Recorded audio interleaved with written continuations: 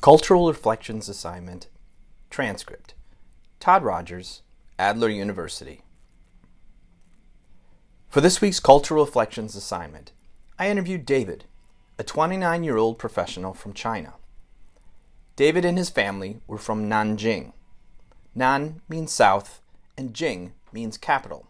So, Nanjing is south capital. Beijing means north capital, and Dongjing, or Tokyo in Japanese, means east capital. David's family had suffered a number of financial and social setbacks during the Cultural Revolution in the 60s and 70s. This included overcoming social stigma and rejection during that time because his great-grandfather had been a college-educated city clerk and had been identified with the intelligentsia prior to and during the revolution.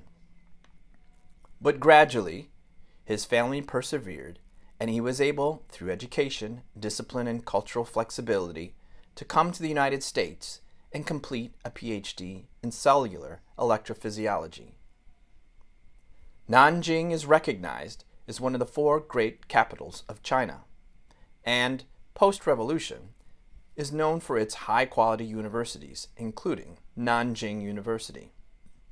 David received his undergraduate degree in pharmaceutical science at the China Pharmaceutical University.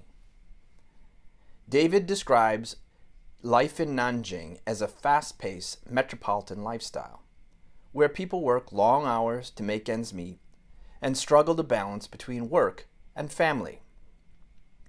One interesting way people of Nanjing negotiate through work-life balance, according to David, is to frequently have networking dinners on the weekends. These are meant to build professional relationships and involve drinking alcohol. They are perceived as very important part of the trust building and bonding with your colleagues and customers. When asked about facing stereotypes, David was shy and gracious about responding. In his experience, building on the commonality between people of Nanjing and people of Chicago, all people in general want to live in prosperity, have healthy relationships, and help each other if they can. He also felt that North American culture is more straightforward, open, and liberal, and encourages individuals to stand out with their opinions. It's different in China, he said. He also mentioned that in terms of race, similar to how Americans deal with it, Chinese people are heavily influenced in their attitudes by the media, although in general, Chinese people more readily show elders respect and deference to their experience. It is also his opinion that, although the idea of class or social structure hierarchy was violently banned during the Cultural Revolution, and is therefore relatively absent in the modern mindset, doctors, scholars, government officials, and entrepreneurs consistently command respect in China.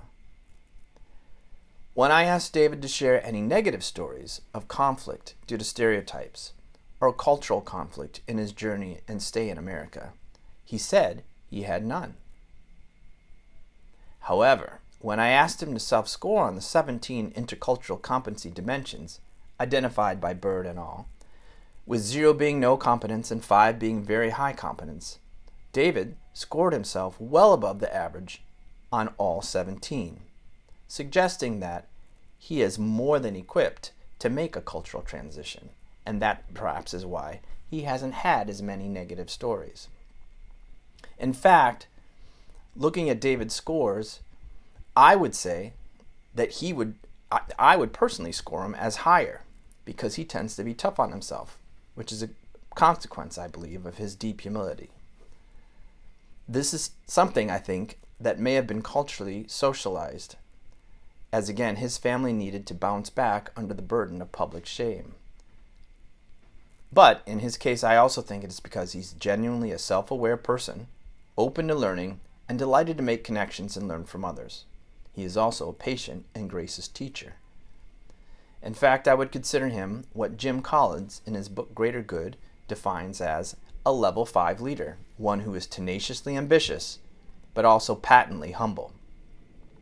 He has definitely mastered the 3 domains of cultural competence according to Bird et al.: perception management, relation management, and self-management. When I asked him to summarize his strategy for being successful in a different culture, he said, blend in first, forget about your original social identity, then integrate the experience gained at the new place into your original beliefs, find your comfort zone, and redefine your cultural identity. When I look at my own cultural competence, I see a significant difference when compared to David's self-assessment. I score lower on optimism and the ability to feel comfortable with ambiguity, and to seem to be more self-conscious and less free about being the version of my authentic self that might cause value conflicts with other people. I did score in a similar way to David on other facets pertaining to curiosity and openness to build relationships with people from other backgrounds and cultures.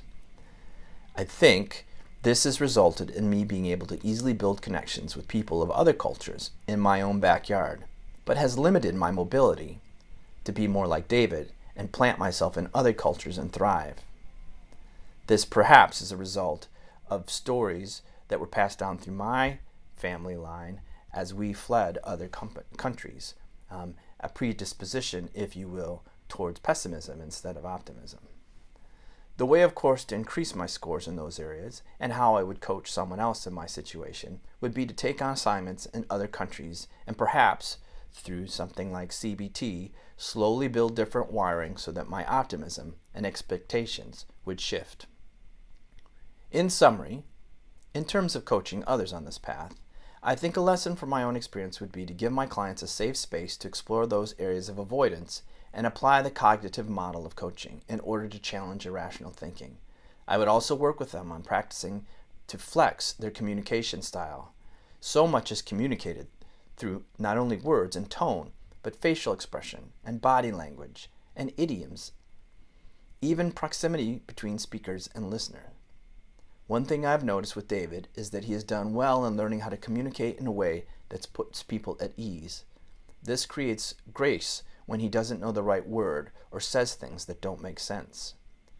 He also, of course, has the natural confidence and resilience to do this. But I believe these things can be practiced.